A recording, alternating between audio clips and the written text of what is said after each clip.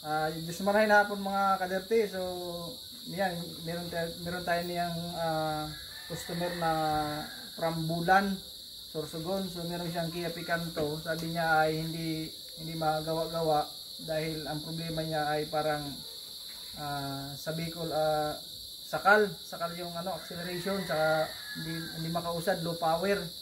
So ngayon nakita namin na may problema sa sa mechanical ng timing belt. Nandito si Sir. So patunayan ni Sir na kung ano ang niya. So yun, sa gusto magpagawa, punta lang kayo dito sa RHD Auto Care sa 13 Martires Kasiguran, legit mechanic, mura pa. Ayos. Salamat Sir. Salamat. So ito yung natin, ito yung mga nakita natin na problema. So dito si Sir, nagpalit na ng-ignition coil. Nagpalit siya ng bago.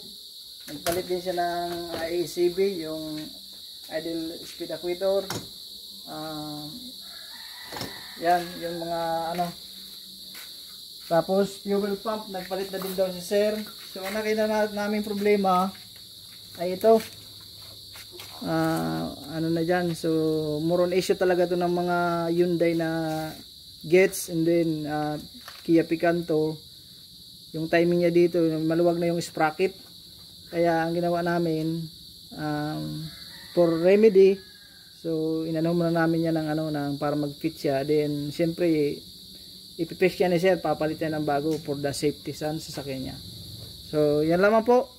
And God bless everyone. Kung gusto niyo po magpagawa, visit lang po kayo dito sa RHD Auto Care, Kabungahan Road, 13 Martires, Sorsogon.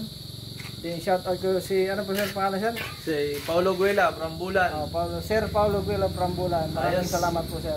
Legit mechanic. Maraming salamat. God bless.